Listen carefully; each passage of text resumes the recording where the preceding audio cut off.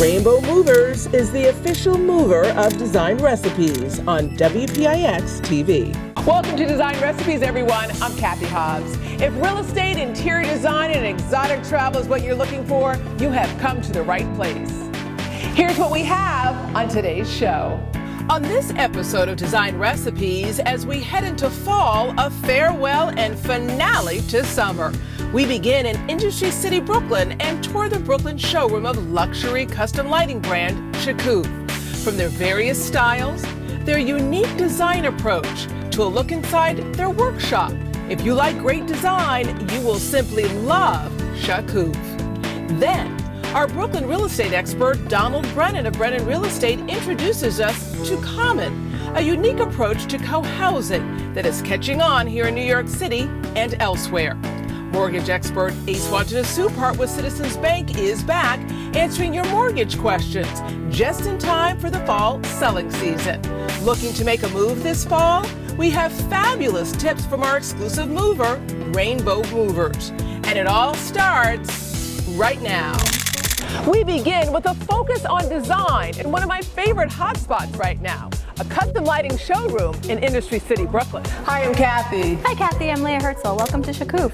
I am so excited to learn more about your custom lighting. I'm so happy to have you here. Come, let me show you around. Okay. So, Cathy, this is our mod pendant, which is a perforated blown glass pendant. And here it's on a rectangular canopy that you can actually customize the size or shape of any fixture that you want to purchase from us. And so this is different colored glass that I'm looking at? Yes. Actually, the artist hand paints each glass pendant and applies the pigment to each pendant. Wow. This is interesting with all the colors. Yeah, Cathy, this is actually our drop pendant, which is made of 4 panels of fused glass, and it's very colorful. You get to pick any color you want, pretty much. This is actually our spear pendant, which is part of our newest collection that we've added to our line. And it's a more modern take on a traditional crystal chandelier, but we made it really fun and funky with the multiple pendants. Oh yeah. Now, what kind of glass is this? This is actually a casting process that's used to make this glass, where it's molded into the shape. This is a bit different, kind of whimsical. Yeah, it's fun and funky. Yeah, it is. Yeah, this is our Noga pendant. It's made from fused panels of glass, and you really capture the texture once the lights turn on here. Yeah. But it's colorful. You can pick every color you want, or any color you want, I should say, and it's beautiful. I like that. I have not seen anything like that. Yeah. So, Cathy, you said that you liked color. I do. Yeah, and this is our candle pendant, which has a pop of yellow. Yeah, I love yellow. And you said it's called a candle. Yes. I almost feel like I'm looking at a candle attached to a wick. Yeah, this fixture actually, it was inspired by candles, and it would be beautiful over a dining room table. This is one of my favorites. Yeah, well, Cathy, this is our Kador pendant, which Kador actually means ball in Hebrew. Very cool. And it's a blown glass pendant within another pendant with fine drizzles of glass inside. Is this the only configuration that you can get it in? Not at all. So we actually have done it in a sconce. We've done it in a fun cluster. And we recently experimented with doing a more commercial installation, which we have.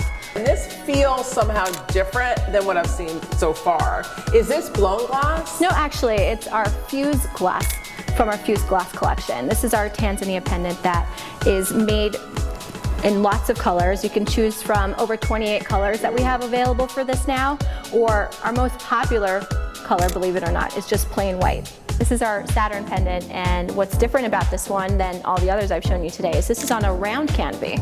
Now, I've noticed that a number of the pendants are on canopies. Is that kind of your signature look? It is. It's sort of our signature Shakuff look, and people sometimes call us the anti-chandelier company. Now, this is a Saturn because of the rings? Yeah. Okay, I like Named after it. the planet, so we have these rings that wrap around our pendant, and they're available in different colors. Nice. Cathy, this is actually our twist pendant shown on a rectangular canopy. So you can pick any size, any shape, any configuration. We've experimented with wavy chandeliers, wavy canopies. That's interesting. Suspended canopies. Double canopies. Double canopies. Canopies on a lift system. Oh, wow. Yeah. Interesting. I like the look of the canopies because I almost feel that it highlights each of the pendants in a different way. These are fun. I really like these a lot. And so someone could possibly put this on either side of a doorway. I could see it in an entryway. Yeah, a lot of times people even take our panels and insert them into their walls for a nice art piece. Leah, I have been so inspired by everything that I've seen here at Shakuff. Everything's customizable? Yes, Kathy, it is. We actually work individually with every client that comes through our door, and we design each piece uniquely to their space. We first start off with a drawing that they are able to envision the entire fixture over their, or in their space. So whether it's over a dining room table or in a stairwell, they can really get the overall picture. Everything that I've seen so far really speaks to the artisan aspect of it, the creativity, but I feel like I still want to know more about the brand and how the idea came about for Shakuff. You know what, Kathy, I'd really like you to meet our founder, Joseph Seidoff. I really like that. How did you come up with the name Shakuff? Does it mean something? Of course, so Shakuff, it's mean transparent in Hebrew, and it's showcasing the glass that I'm working with that is a transparency look. Do you have a lighting background? I don't have a light background, but I do appreciate art. So how did you come up with starting a lighting company?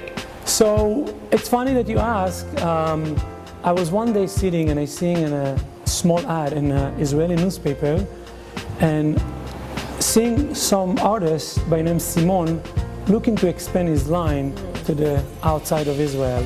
So after you saw this ad and you fell in love with what you were seeing, you went to see the artist and you said, maybe we have a business opportunity here, we can work together? That's right. So I felt like this kind of idea of beauty and glass, it's not so much exist here in America. And I said, I want to bring it up. I want to bring it to the rest of the world. I want to bring it to every market to showcase this beauty of glass art.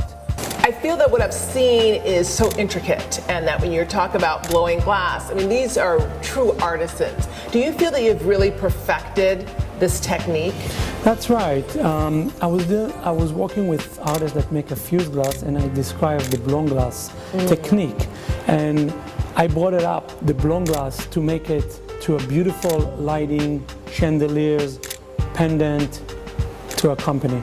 Being in the showroom, I've gotten a wonderful sense of these pendants, but I still would love to see them really up close and personal. Is it possible to do that? Absolutely, Katie. I will have to take you to show you our pieces up close. Oh, okay, sure. Now, what I'm looking at here, what are these little holes? So this is a design called mud. This is a blown glass technique that we make, and then we poke hole around the glass to create the look of this. It's so interesting to see it up close. I mean, it almost feels like a web. And an artisan made the holes individually by hand. Absolutely. Every piece it's made by hand with fire, slowly by slowly to create this look. And this is the twist. Yes, so this is a beautiful tube glass that we melted and we can create the shape of it. So creating this long look of a glass with wavy fill to it. Now this is really interesting. We're getting into some colored pieces. And what's this called? This is called candles. It's really interesting. Tell me what I'm looking at. So you're looking at two pieces of glass that being melted on top of each other and creating the look of it by firing, processing into the glass. So we create a coloring effect. It almost looks like it's peeled. That's right. In here. Like it, and what I'm seeing is essentially the other tube underneath. That's really fascinating. What I'm also noticing here are these little goodies, your hardware, and this is really heavy. What are these for? So this is when we design a fixtures, we have to design the part that goes to it. Yeah. And this is a part that goes into candles or different tube fixtures, and this is made out of brass. So we're using this quality of brass to give the look and get the quality of the metal as well. What are the rings for? So the ring, it's made out of, for the design that we create a cluster. So it's the ring, it's holding the wire, so it looks nice and neat. Fixture. And what is this? So the design of this one, it's called the gripper. It's a mechanism that you put into the fixtures, and when we put the wire, customers of the height of the fixtures, so you can adjusting them as needed. You can make them longer or you can make them shorter, and then it's locked. And if you want to release, you press and you release it. So you can change the heights of your pendant. I have enjoyed seeing these pendants, but I also want to see your workroom. Okay, great, let's go there. So this is our working room. This is where we put all the fixtures together. So this is where everything kind of happens. Now, what are they doing now? Well, so what we're seeing right now is building the fixtures of putting all the wire together and connecting the power to each wire that goes to the gripper, and it's all connected to the transformer. So this is all done by hand. This is all Every single made here. Shakuff chandelier pendant is all done by hand. Yes, everything is made locally here by our facility, as you can see. And we have to make sure that all the wire put together, we test it, make sure the connection are well done, so it's all nice and safe.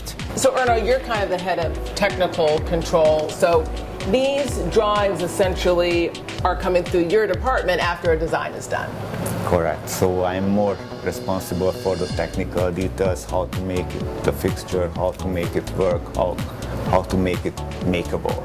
Got it. So somebody else designs it and you make sure that it runs, that it works, so to speak. Correct. Well, that's good to know, Erno, that you're here making sure that everything kind of comes together. And what do you have going on down here? So in the same time, I'm experimenting and measuring voltage, wattage of the arriving light bulbs. So this is almost like quality control. You want to make sure that every single fixture is working before you send it out. And so that's why you're testing it. Exactly. I love the aspect of everything being done by hand. To me, that just makes it so special. Care has gone into every piece, not just from the making of the pendant themselves, but the assembly. I mean, these guys obviously take pride in what you do, right? Yeah, I mean, this is, something that I think you don't find with other companies. Right. Joseph, I have just so enjoyed the day. As a designer, I am such a fan of Shakuff. Where can people find Shakuff? So people can find Shakuff in our studio here. We are located in Brooklyn, Industry City. We have, as you saw, a beautiful place that they can pick up and choose what they design. And we have other 12 showrooms around the US, internationally, they can find Shakuff product. Now, we haven't gotten to this, which is kind of the nitty-gritty. Price. Are your fixtures attainable? I would say our fixtures are attainable.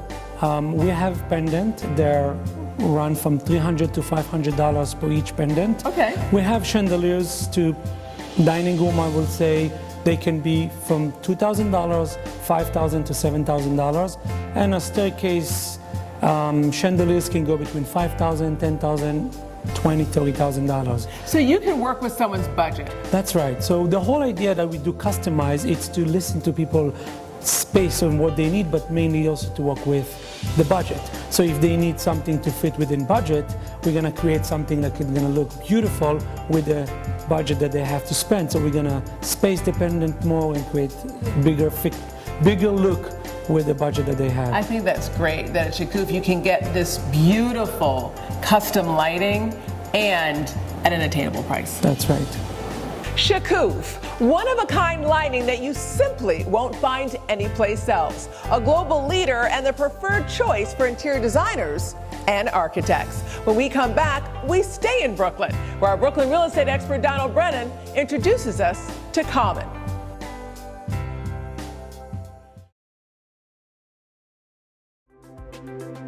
Welcome back to Design Recipes, everyone. I'm Cathy Hobbs. For so many, the cost of housing is almost unobtainable. And if you're in a big city, it may be difficult to make new friends, let alone get to know your neighbor. Enter an innovative concept called Common. It's essentially communal living. Our Brooklyn real estate expert, Donald Brennan, introduces us to Common. Hi, Donald. Thanks, Cathy. It is no secret New York is one of the most expensive cities in the world, and living in hip Williamsburg, Brooklyn doesn't come cheap. But thanks to a growing nationwide movement called co-living, well-designed and affordable housing options that are now, well, common. Today, I'll introduce you to the man behind Common, a series of co-living communities that are creating quite the buzz. There are few cities that offer the excitement and attraction of New York, and few cities with bigger price tags when it comes to the cost of housing. Renting an apartment in a luxury building typically requires a broker's fee, not to mention hefty deposits. That was until Common. I had the honor of meeting Brad Hargraves, the entrepreneur behind this visionary concept. So how would you describe your concept of co-living? Well, many people who live in cities are living with roommates. This is something that has been going on for a very long time, but it's often a difficult experience for many people. Finding the roommates, furnishing the apartment, and then dealing with shared responsibilities like cooking, cleaning, buying shared supplies are very difficult. So we're looking to create shared spaces that foster community and remove a lot of the challenges that roommates often face. So we're cleaning everything every week, we're providing the toilet paper, the paper towels, the things roommates often fight over who's going to buy, and also through spaces and technology, we're creating an environment where everyone knows each other in the building, where it's a real community. Right. So how'd you come up with your concept? We saw that many people were living with roommates, but it was often a very difficult and painful experience. And we realized that there was an opportunity to create a new residential model that really helped people live with roommates in a way that was fun, convenient, and also really community-centered. So all those things together is what we're building here at Common. So what's life like here for a typical resident in Common? Well, it's very friendly. So everyone in the building, and certainly everyone living in shared suites, knows each other. And there's this understanding that when you move into Common, that you're going to know your neighbors. People introduce themselves. There are potluck dinners at least once a week. When people watch Game of Thrones, they watch it together. We have a screening room just down the hall, and on Sunday night, it's packed with people. So many of the things that people do at Common, they do together. After the success of 2 co-living Common communities in Crown Heights, the company recently opened its newest community, Common Havemeyer in Williamsburg. So here we are in this beautiful kitchen, sitting at a large dining table, many chairs around it. Can you talk a little bit about shared responsibilities? Sure. So we really leave shared responsibilities up to the members and how they want to live their lives. We look at our job much more as a facilitator of community and people coming together to meet each other. So can you talk a little bit about the screening process, the application process? Yeah, absolutely. So anyone can apply. And we're really looking for people who want to live in community, who want to participate, people who want to get to know their neighbors and live in a community like Common. So we do an interview with everyone who applies, and we also do a background check and basic financial check as well to make sure they can afford it. And I suppose there's a lot of demand for this type of living arrangement? There is. We've gotten over 6,000 applications for about 100 spots that we've opened up thus far. So there's clearly a lot of interest in this idea of living in community. So we're here in a common bedroom, and every common bedroom is private and comes with not only a dresser and a nightstand, but a bed with all of the linens, pillows, everything you need to just move in on day one and be ready. There is also a closet in every single room and a privately controlled air conditioning system. Wow, fantastic. Despite his young age, Brad Hargraves is an experienced entrepreneur, envisioning the concept for his latest venture, Common, based on what he perceived as a basic need. Before Common, I co-founded a business called General Assembly. And General Assembly taught fundamental skills in technology, business, and design. Things like web development, user experience, and digital marketing. And through that process, we saw many people, not only our students, but also our instructors and our employees, living with roommates. And that kind of gave us a front row seat into some of the challenges that roommates face in a place like New York. Yeah, so you got a little preview on the model, huh? Exactly. Who is your typical resident here? So we actually call them members at Common, and it's a very diverse group of people who live here. I would say the age range is about 20 to mid 40s, And people are coming to Common from all over the place. You know, you've got people who have lived in New York before and are looking to kind of change up the way that they live in New York, either with just a new environment or a new neighborhood. You've got people who live, who are coming here from all other cities in the country, and then also a huge group of our members are actually international, which is really exciting for us. Interesting. So when creating community at Common, I really believe, and we really believe that, you know, most of the ideas have to come from the members themselves. You know, I can sit here and guess what our members want to do, but to me, Common is that place for, you know, somebody to plan an event or, you know, act on a passion that they haven't been able to in a while, because now they have a group of people who they know to share that with. So when people come into Common, I'll often ask them, you know, what is that thing that you feel could really contribute to this community? And some amazing ideas have come from that. We have one member who started a book club. We have another member who is doing screenings here pretty frequently. Most of the ideas have come from our members, and we're really here to support them on what they want to create. So Common members can join on a 3, 6, or 12-month term, and the price ranges depending on the term that you choose. So we actually charge less if you choose to stay longer with us. We're trying to encourage people to stay longer, although we do realize that some people have a 3 or 6 month need, and we want to honor that as well. Yeah, understood. You know, we're in New York City, big place, a lot of transient residents, but I guess the longer people stay, the more homey it may become. Absolutely, absolutely. And we really want to encourage that. Home is an important word for us. So what's next for Common? Well, there's clearly a huge amount of demand for this kind of living. We've gotten over 6,000 applications for 100 spots, and we actually just recently announced an expansion to San Francisco and Washington, D.C., where we'll be building co-living buildings in both of those cities. So what's next for you as an entrepreneur, Brad? Well, I love what I'm doing here. We're providing a home for a lot of people who need it, a great home where they can live in community. So I'm excited to double down on this and help Common expand. Awesome. Sounds like a serious endeavor indeed. Thank you. Common has literally redefined the way many people live in New York and other cities across the country. The concept seems to be working, with numerous other companies following their lead. I'm Donald Brennan of Brennan Real Estate. Back to you, Cathy. An interesting concept that continues to grow in urban cities across the country. When we come back, our mortgage expert Ace Watanasuparp of Citizens Bank is back answering your questions. Coming up. In a city like New York, it's hard enough to get around, let alone navigate the ins and outs of the real estate market, especially when it comes to buying, selling, and financing, which is why we turn to Citizens Bank and Ace Watanasuparp, Vice President, Regional Manager with the Home Mortgage Division. Hi, my name is Ace Watanasuparp, Vice President and Regional Manager with the Home Mortgage Division for Citizens Bank. Hi, my name is Greg. I'm from Long Island, New York, and my question is, what is the difference between a cooperative and a condominium when it comes to home financing? That's a great question. With condominiums or condos, it's similar to buying a house, in which your mortgage lender will hold the deed to the property until the loan is satisfied. You will also have monthly maintenance fees for the upkeep of the building and or common area. With a cooperative, or what is known as a co-op, you're purchasing shares in a corporation that entitles you to occupy that specific unit. Closing costs may be higher with a condo than a co-op, but then some co-op boards may require higher down payments than condos. In addition, co-op boards must approve your application, and all or most co-ops will have a co-op board interview for applicants.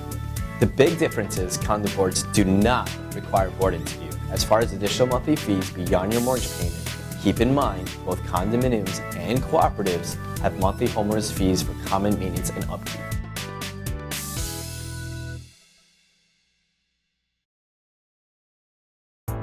Welcome back to the show, everyone. I'm interior designer Cathy Hobbs. In this design recipe, we're not going to design, but redesign. It is one of my favorite design recipes tips when we take some of our favorite pieces and repurpose or reuse them to transform an entirely new space.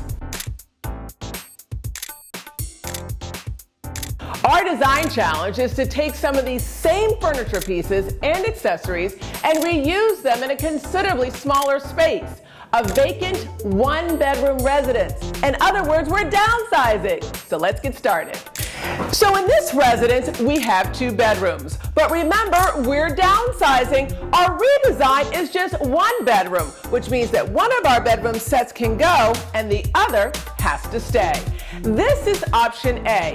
The dark furniture really helps to make the room feel warm and cozy. And this is option B. White and light with hints of gold. 2 great options. You'll have to wait to see which one I choose.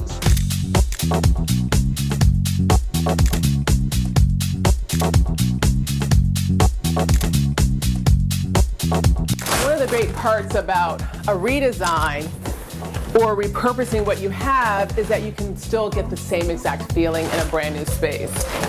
And when you design, you don't want to throw things away anyway. So I always believe in timeless design. We're not going to be trendy. We're always going to have pieces that we can continue to use. I agree with that. All right, so let's take these out. We're going to put these to the side. Do we want this little guy? What do you think? No, it clashes with that brass. It's not the same.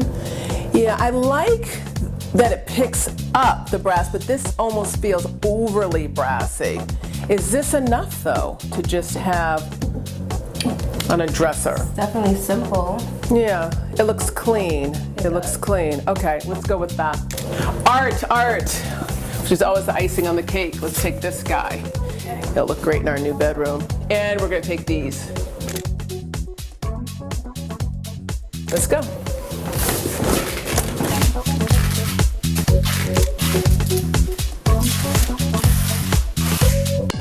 Okay, now that we've made all of our selections, before we head to the location of our redesign, it's time to talk tips with our exclusive moving expert, Larry Patterson of Rainbow Movers. Larry, everything's going so great so far. You know, we're talking about downsizing here, which a lot of people do. What would you say are your top 3 tips? First, number 1, pre-select what you're going to move, where it's going to go. You're downsizing. You're obviously not going to take everything to the apartment. What I think is interesting about that is you are going to waste a lot of time and money standing there picking out everything right there. And a lot of movers charge how? By the hour. With Rainbow, we give you a binding flat price, but it's based on the items you're moving. So if you select stuff before, I'm able to help you much better to get that done. Great tip. And you're not going to be able to take everything, so you have to think about storage, which is probably a great tip too. Yes, you need to figure out if you're going to use the mover storage or self-storage. It's a different setup, so you need to know where you want to go. With self-storage, you have more access. With the mover storage, you have a little bit less access. So if you need access to your things, you need to go with self-storage. Yes. And if you go with the mover storage, you can still get access, but you have to, make an appointment? Well, you have to make an appointment. There's probably a cost to access it also, so figure out what you want to do. Great tip. And I think what a lot of people don't realize is that just because your friend moved from a 3-bedroom to a 2-bedroom apartment or home doesn't mean that your move is the same. Each move has its own DNA, hence the reason why you want to get on-site estimates. Have people come in, look at it, and give you a flat price. Larry, great tips. No problem.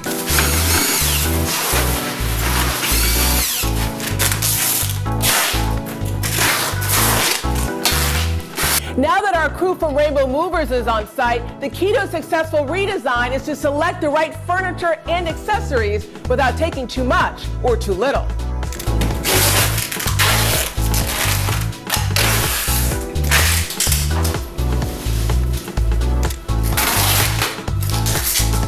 Now have our furniture all packed and ready to go. Time to head off to the location for our redesign.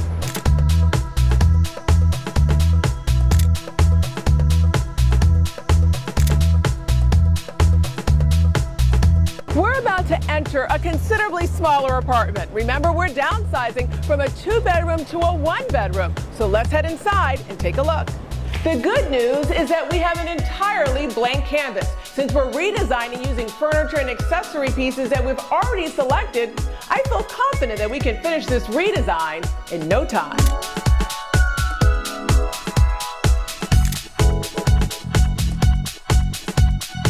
All right, I am so excited.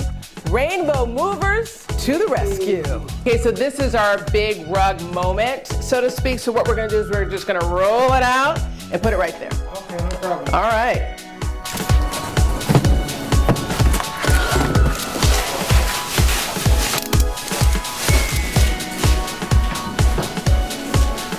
maybe move it just a little bit. Let's just move it just a little bit towards us. There you go, right there. Perfect. Perfect. Excellent. Cool, cool, cool.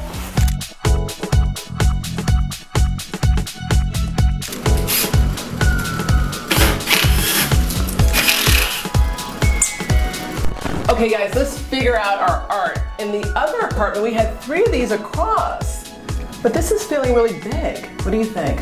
I agree. Yeah, it's just feeling a little bit much. But here's the good news, we're short art. So what do you think about putting 3 right here? Yeah. Yeah, I think this is a rock star move right here. All right, so that's our play. All right, so this is a sectional sofa. What we're gonna do is we're gonna turn this guy just like that and put it perfectly right there. Come a little bit towards me, back towards Sean. Excellent, right there. Perfect. This looks great.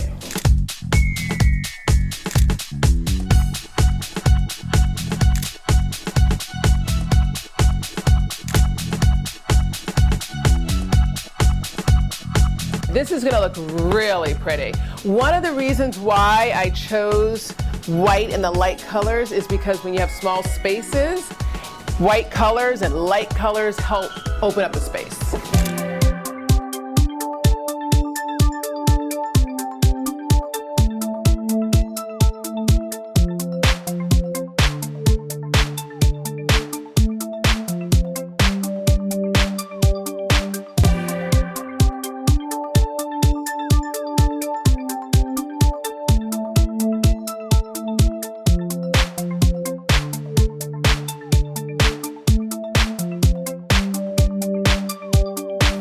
This is our living room. All we have to do is hang our mirror, which I decided to bring in order to really bring out the chocolate in the faux fur throw. We also had to bring in a sectional sofa to really make this space work. We still kept some of our same pieces from before. We repurposed our rug, our coffee table, our sideboard, as well as our large piece of art. The takeaway tip is that you can take nearly the same pieces from one space, bring it into another, and still make it unique and special. This is the dining area, which we needed to define. Typically, round tables are great for small spaces, but because the space is so narrow, I decided to go with a rectangular table. A takeaway tip, rectangular tables really help to elongate a space. And finally, our bedroom. Here, our challenge was where to place the bed, and we didn't have a lot of options. We have a window, we have a closet door, we have an entry door, so I chose to place the bed against the longest wall in the space, which is the takeaway tip. If you have a bed in which you want to place nightstands or bedside tables, or if you have a statement headboard, you're going to want to make sure that you place it against your longest wall. Also, as far as color, we decided to go light and bright. In small spaces, using light colors can make that space feel larger. We just completed a fabulous redesign. We downsized, but in carefully choosing our furniture and accessories, we were able to achieve a similar look while highlighting the positives of this residence and making sure it still feels elegant and luxurious. We'll be right back. Welcome back to the show, everyone. I'm Cathy Hobbs. Each year we take on a mega renovation project. This year we're taking on a small space, renovating a tiny children's bedroom literally from the bottom to the top. Jonathan Didoff, Didoff Design, I'm so glad you're here. So nice to meet you, Cathy. We have a huge project for you. I think this is probably our biggest renovation project yet. Oh, really? Tell me more. It is going to be renovating a teeny tiny children's room and making it really big and grand. Oh, that sounds really exciting. Are you up for the challenge? I'm up for it. All right, let's take a look. Okay, Jonathan, here's the big challenge. Trying to make this teeny tiny children's room into something bigger. This floor plate is only about 100 square feet. And so we have 100 square feet up there too in an attic, and I'm wondering if we can make that some sort of loft. Well, what's the ceiling height now up there? It's about 4'8". So we would have to basically make the roof higher, right? I think we'd have to make the roof higher to get a room up there, yeah. Okay, so in order to figure that out, would we need to head back outside in order to take a look? I think we'd have to head outside and take a look at what the existing conditions are and then see what we can do to make the space usable. What about from a structural standpoint? So now it's an attic, right? So it's something that most people would use for storage, something like that. How would we go about making it sturdy enough to be able to stand on, play on, that type of thing? Well, we're going to have to confirm what the existing conditions are and see if they're adequate to carry the new loads. I know I'm giving you a big challenge. Is this something that you think is doable? Have you ever done something like this before? Did I get the right guy? Yeah, I think you got the right guy. We can do this. Okay, well, let's go outside. Let's take a look at what we got. So Jonathan, this is leading us to the back of the house. I know you really want to get a good look at the roof line to see if this is doable. Yes, yeah. So Kathy, this is the window that's in the bedroom, the existing bedroom now. And if you see how much headroom you'd have almost no headroom in this part of the loft. So what does that mean? What we'd have to do to get headroom is lift that part of the building right up. Okay.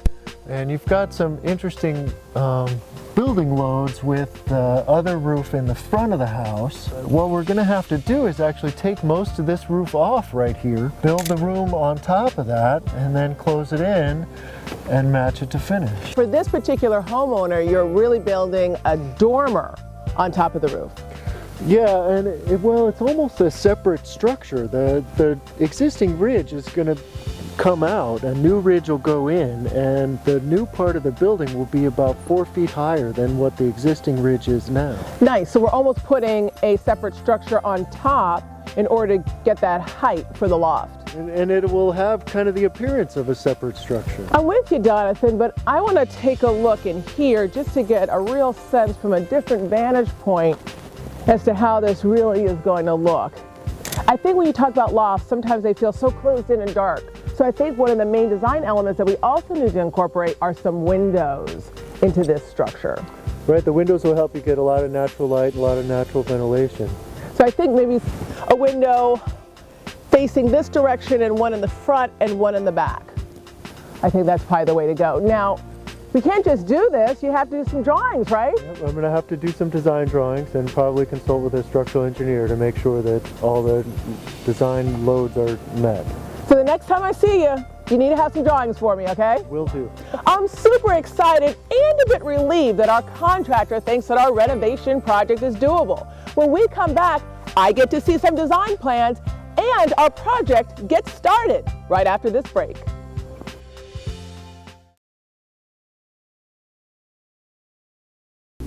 Welcome back to Design Recipes, everyone. I'm Cathy Hobbs. Before the break, we met with our contractor to talk about my vision to transform this tiny children's bedroom into a spacious room with a second-level loft. Now we've emptied out our space in preparation for construction, and it's time for me to see some designs. Jonathan, love this. One thing I'm noticing, this is a beautiful detail that we're now going up to 8 feet. I had hoped for 8 feet overall, and then to see 10 feet over here. Why don't we do something where we're actually running the ceiling line along this ridge, so there's actually a lofted, angled ceiling, so we have 8 feet on one side and 10 feet on the other side. Is that doable? I think that's definitely doable. It's going to give you a great visual space and be a really attractive room. It's going to be a true loft. A true loft. So we started out at 4 feet 8 inches. I mean, we're talking like down to here, and now we're going to be all the way up to here. I knew that you could do it, and I actually have a surprise for you. A surprise? Is this a good surprise or a bad surprise? Come on, let me show you. Okay. All right, Jonathan, so here's my surprise. I think the room is all ready for you. It sure looks like it's all ready. So what's your first step now? Our first step is going to be to do the protection that needs to be done so that we don't damage anything that we don't want to damage. And we're going to do some demolition. We're going to start taking it apart and then put it back together. Let's talk about demo real quick. What are you going to demo? Well, what we've got to demo here is there's a load-bearing post that's going to go in this wall. So I need to demo the finishes off of this wall and that wall so the load-bearing post can go in. Load-bearing, is that scary though when you start to demo around a load-bearing post? Well, these are new load-bearing posts that we're putting in to carry the load of the structure above. The load of the loft. Makes sense. No, there's no concern in my mind about it. Okay. And we're not talking about a great amount of loads here. The whole of the building probably only weighs about 20,000 to 30,000 pounds. So you have to be careful though, when you're starting to take on, let's say, a second level of a home, you have to pay attention to the loads, right? Oh, absolutely, yeah. The biggest mistake that's made is ignoring the loads or not carefully calculating the loads, so you don't actually know what they are. Gotcha. And you figured all that out ahead of time, right? In this case, we got it all figured out, and we use some safe allowances for those numbers so that we know what our snow loads are going to be, we know what our person loads are going to be, and we know what the weight of the actual assembly is going to be, and we just support that load. Well, Donovan, I'm going to let you get started. Okay. Okay, and I'll check back with you later. Sounds good.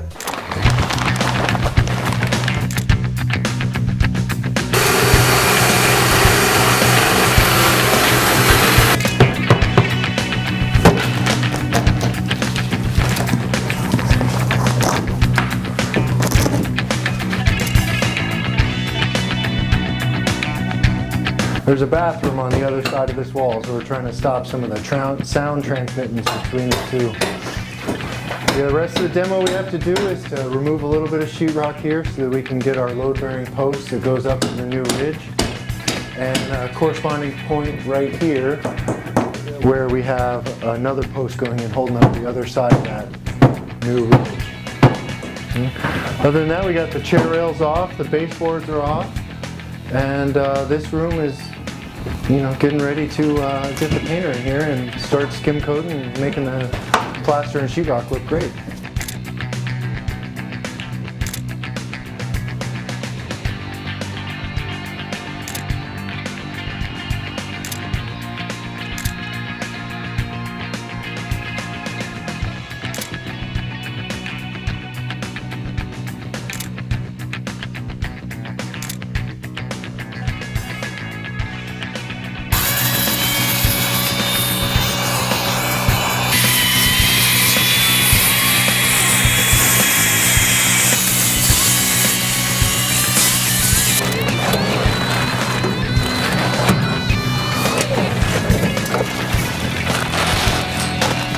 Obviously, anytime you're up in the air, it's something you have to really pay attention and be focused and paying attention and making sure everybody's working as a team. And now I got Kim in the air and Steve on the ground. Anytime you're in the air, you want to have somebody on the ground with you, making sure that you're getting what you need without having to make 100 trips up and down, because it's exhausting, and anytime you're exhausted, you're more likely to get injured.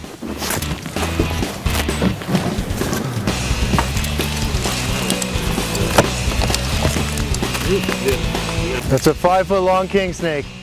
This is something we found up in the attic, and this is typical what we find when we do our renovations. This is approximately a 5.5 foot long snake skin from either a king or a black snake.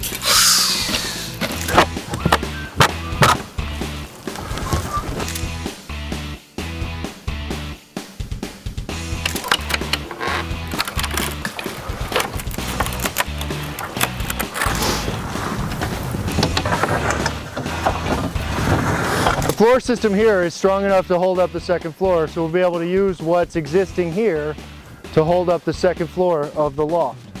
Our next step is to get the frame put up upstairs and get all the framing done. After that, we'll bring the electrician in, and the electrician can run the wiring and add some outlets and put some lights in upstairs. After that, we'll bring the insulator in, and the insulator is going to spray foam insulation in the new work and in this wall and in this exterior wall to cut down on the total heating and cooling costs for the whole place. Now that our renovation project is well underway, it's going to take about 6 to 8 weeks to finish, but it'll be well worth it. We'll be right back.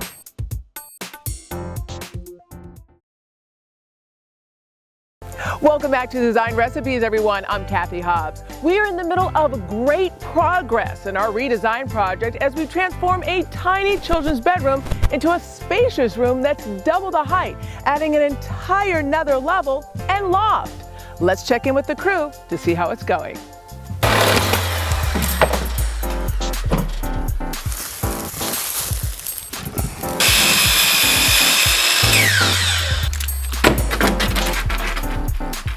guys have made a lot of progress here. Yeah, it's certainly starting to look like something. Siding ready to go on, the sheathing is on and taped, the windows are ready to go in. You may even be able to see a little bit of the insulation behind it. I feel like I'm really looking at a loft now. We're going up from what, 8 feet to 10 feet? 8 feet to 10 feet. What are the challenges that you've come across so far? Some of the challenges that we're facing are kind of anytime you open up something that's existing, you find things that are unexpected. Like what? A client who was a surgeon who said that anytime he cut someone open, the arrangement inside was just a little bit different, and the house is very similar to that, and the arrangement of different things is different. That's a good analogy. So you kind of never know what you're going to find. You're opening up a Pandora's box almost, right? We can make very good educated guesses about what we're going to see given the time period the house was built and what we can see, the things that we can see. We can make guesses about what's going to be there. I have to say, when I started with this grand vision of just, quite frankly, increasing the space. A loft, okay, that's great. But I'm now seeing, that this is an involved project and this is an involved process. If someone's looking to do this at home, there are a lot of steps that begins with pre-planning, continues with a general contractor who knows what they're doing in order to get you to even the point that we're at right now. I'm excited about what you've done so far. I'm going to check in with a couple of members of your crew to see what they're up great. to. I'm sure they'll enjoy that. And then I'll come back and we'll go up and take a look. Hey, Frank. Well, Kathy. What are you up to? Right now I'm laying out a story pole it'll give you the distances between each piece of siding. Gotcha. And I'll nail these to the building above the siding, and every time you put a piece of siding on, you'll bring it to that mark, and everything will be consistent as long as you start off with a straight level starting point. With a good measurement. So it's almost like you're creating your own spacer for the siding. Yes, the cottage will have a 4 1/4 spacing on your siding. Okay, so what's next after this? So you're going to measure it out. What happens after that? Well, also what I'm doing here is making the window trims. Okay. And these will be, the tops are long and the sides go long also, and the bottoms are short. This is such a beautiful piece of wood. So this is what it looks like, just kind of raw, and then you put the stain on top of this. Yes. Beautiful. What kind of wood is this? It's a #1 cedar. It's a red cedar. Okay, very nice. Is this a good material, would you suggest, for the exterior of a home? Very long lasting, yes, and it looks good. And most ants or whatever don't bother with it.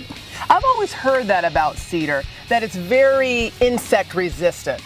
Yes, it is. Yeah, which is great. Okay, I'm going to leave you to do your work, and I'll check back with you a little bit later. Okay, thank you. Jonathan, you keep talking about this fantastic loft, but I've yet to see it. I've yet to see your work. No, I haven't. Well, let's go take a look. All right, let's go do it.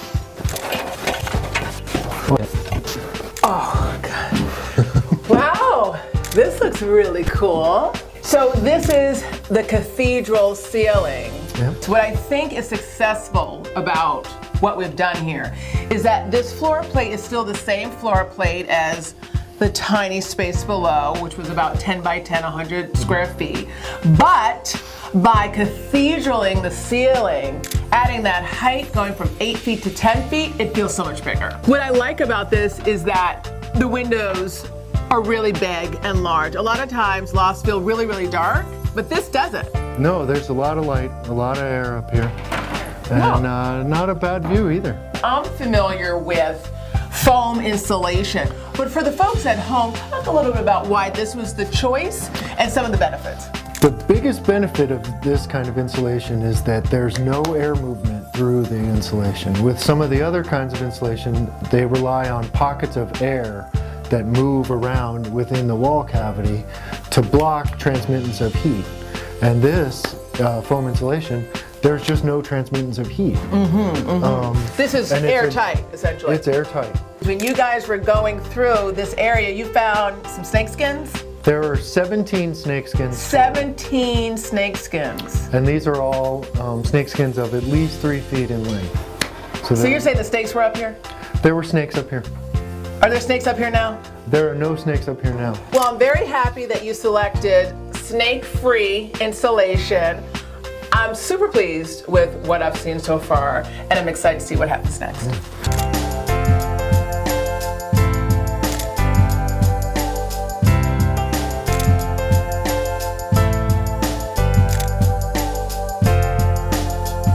Now that our second level, our loft has been built, it's time to make it blend with the rest of the cottage, which includes adding brand new siding.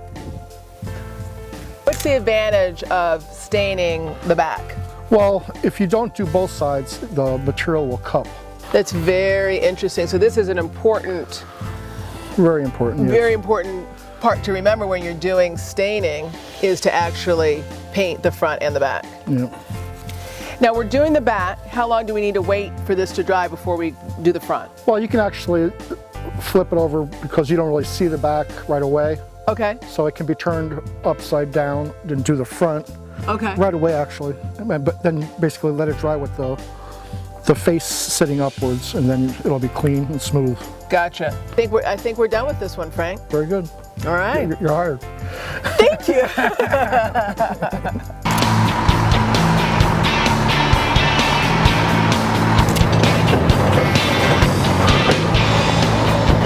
So Jonathan, talk a little bit about what's going on right now. Well, one of the bigger challenges that we had actually is that sheet materials won't fit into the room. The hole through the bedroom is not big enough to fit a 4x8 sheet.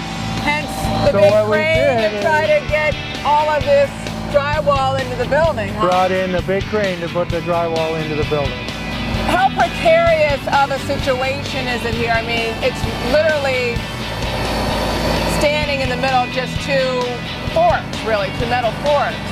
Well, yeah, that and diesel fuel and a lot of hydraulic fluid, and we're in good shape. All right. But I would encourage you to not be underneath that at any point in time.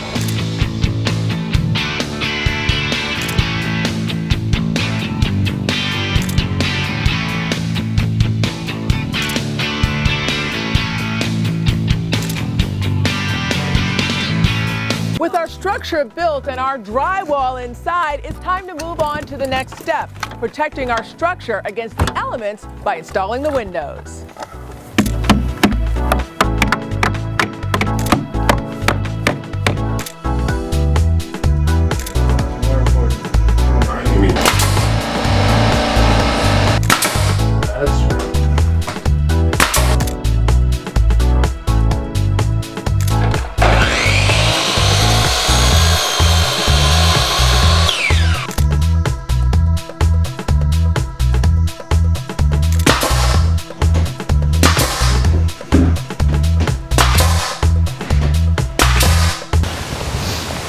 Jonathan, this is a result of all your hard work, creative planning, quality construction.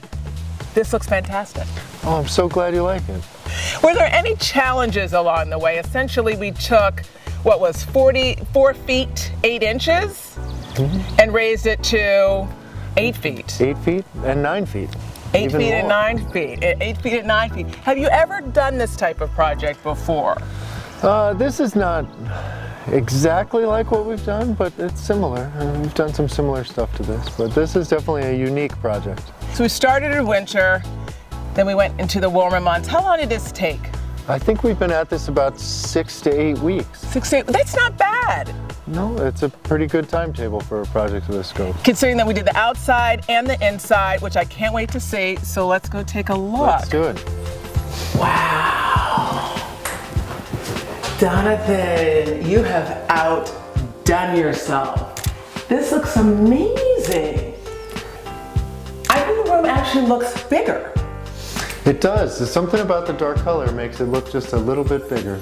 You know, it's funny because we talk about dark colors. Sometimes they can close in a room, but I actually think here it works. Well, and especially with the light colored trim, the light colored base molding, and the door trim. It really highlights, I think, the walls, and it really highlights the wall color.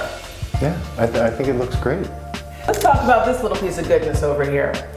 This is a ladder that I cannot take credit for, that you designed. Tell us a little bit about it. Well, it's simple parts just put together in kind of an interesting way. So these are pipes? Those are plumbing fittings, yeah, and plumbing fittings that mount them to the pipe. We used a mahogany wood that matches the doors pretty well. Mahogany, I love mahogany. Is that how we got this rich color once it's stained? Yeah, We got the rich color with its stain. It is a matching stain to the doors, so it's the same stain on a slightly different wood, so it's just a little bit darker. And I see the actual continuation of those pipes. I'd love to take a look at the loft, shall we? Let's do it.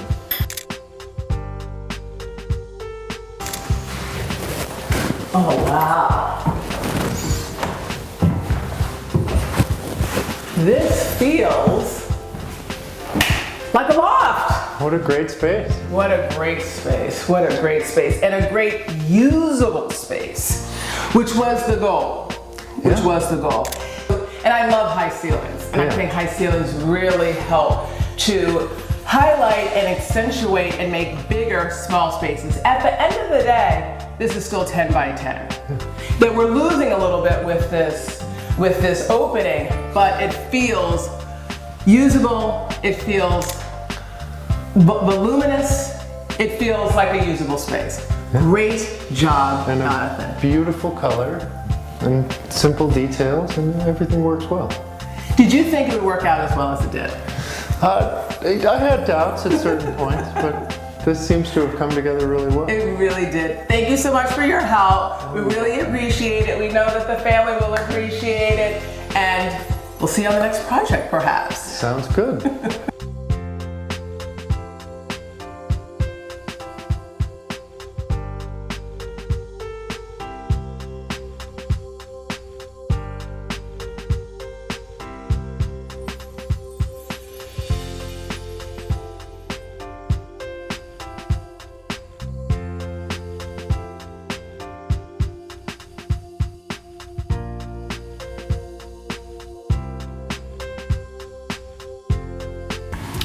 In a word, wow.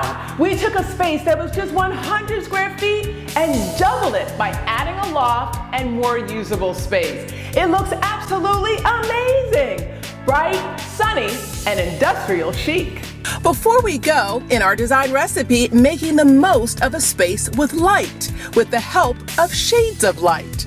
In our renovated loft space, we wanted to tie into our industrial look, so we selected industrial style lighting. A design tip also includes an unexpected element, like this sunburst ceiling pendant that we used in our loft. It's completely different, but totally works. Well, that does it for this episode of Design Recipes. I'm interior designer Cathy Hobbs. Remember to follow us on Instagram and Twitter and watch us on the Pix 11 Morning News. Also, every Sunday live at 9 a.m. on Facebook and anytime at pix11.com/Design Recipes. See you next time.